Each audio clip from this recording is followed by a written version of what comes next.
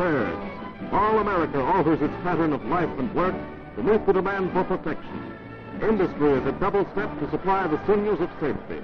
The armaments of war that an embattled world must have if democracy is to survive. Mechanical genius joins with the muscle of millions of men, working to win for the ways of freedom. Freedom to think, to speak, to rise, live, and plan with one's fellow man. America's vast resources are harnessed to the job of being the world arsenal for this and other democracies. Its present-day production of armaments is but a mere fraction of the great job that lies ahead. The flow of production in plant and shipyard gains speed. Vessels of all types, carriers, merchantmen, submarines, slip off the ways in growing numbers.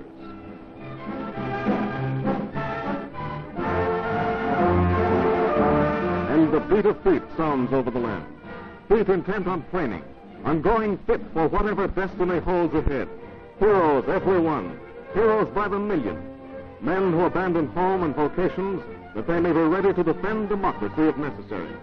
Sturdy of body, firm in spirit, seamen, marines, soldiers, and flyers. A huge civilian army joins in this great defense program. Rigid rough work, this training. Actual combat is simulated, conditions met and mastered. No problem that may arise will find these men wanting. Men like these are not to be stopped. No individual, no evasive words or deeds, no group action or selfish interests will be allowed to impede their growing strength, effectiveness, and safety. For it is they who are sacrificing every advantage of civilian life. They who hold the torch of freedom closest. Every division of the Army, Navy, and Marine Corps is rapidly instructed in the modern methods of defense and offense.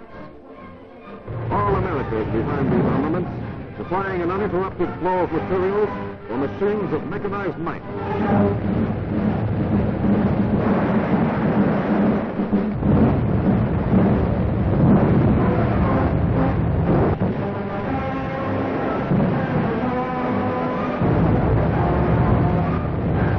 America is making many tanks. Americans are rapidly learning their use. A rough branch of the service, making all the more necessary the intensive training of the day for total preparation against any threat to freedom. In less than a year, miracles are wrought in the production of tanks, rolling fortresses geared to demolish anything in their paths, conquering all obstacles on every nature of terrain.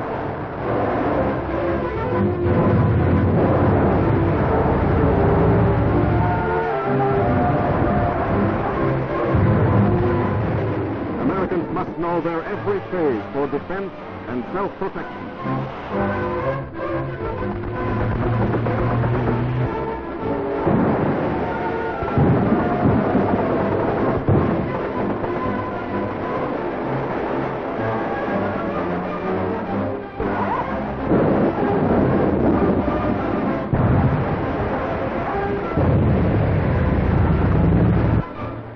The quick spanning of streams with portable bridges for the advance of lumbering, powerful tank corps, forerunner of the infantry, successor to the cavalry, as wars are conducted today.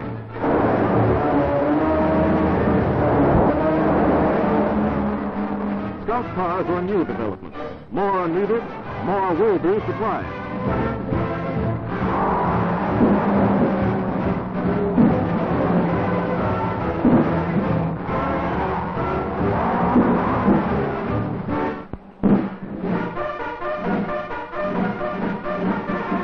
Guard at the Panama Canal, Uncle Sam's vital water lifeline, joining the two great oceans of the world. Protection of this most important artery rests with many divisions.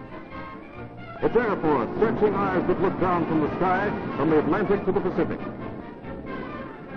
Soldiers, sailors, and Marines are trained especially to guard this long, thin link, permitting quick disposition of naval units from one ocean to the other, allowing supply and merchant ships safe passage for their cargoes of war or peacetime.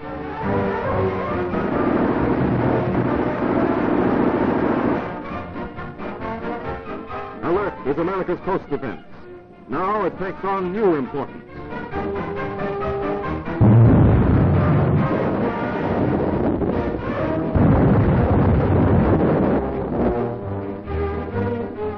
Thousands of anti-aircraft guns and thousands more in production. America's coasts must be invulnerable.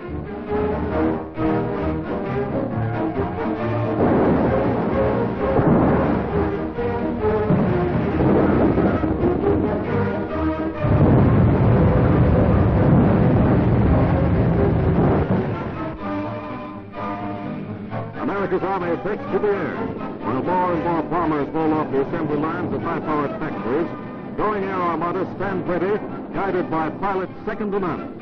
Men training with bombers, with fighters, with pursuit planes. Intrepid men, learning every formation, learning to keep the air above America free.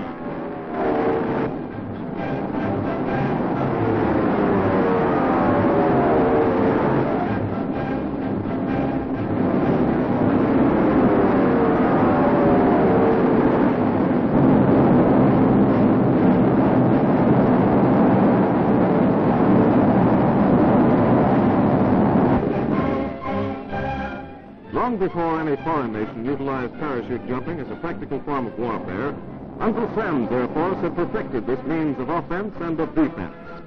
First, the equipment of guns and accessories are thrown safely to the earth.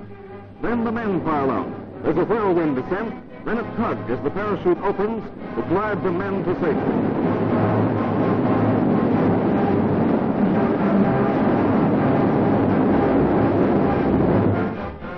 Now the slow-motion camera analyzes the jumps.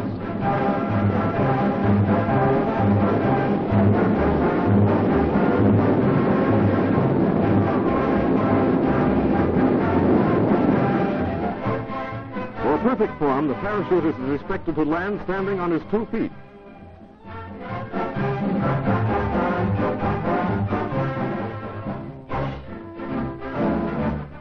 The United States Navy's newest triple threat, its Mosquito Torpedo Squadron, mile-a-minute craft designed for harbor protection, coast patrol, and hit-and-run attacks. Each manned by a picked crew of 9, they carry 4 torpedoes and 10 machine guns. Before the skyline of New York City, they paint a frightening picture to those who would dare attempt invasion of our shores and of our liberty.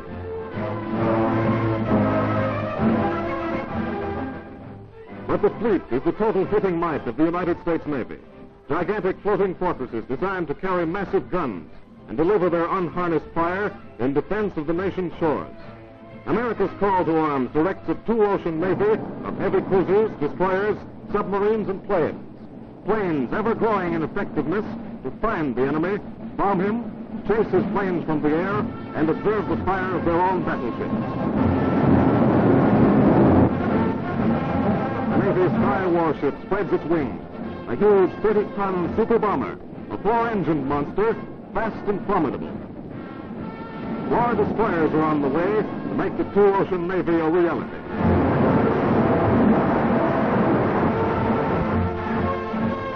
Uncle Sam's Submarine Squadron, $6 million craft would hail a $3 billion program which delivers a new fighting ship every 12 days.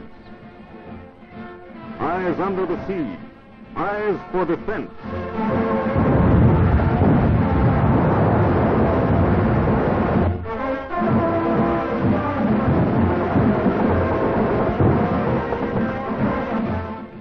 Through America's big guns, the nation roars, on guard. On guard to the end that Uncle Sam's manpower in industry, manpower in action, shall continue to answer America's call to arms.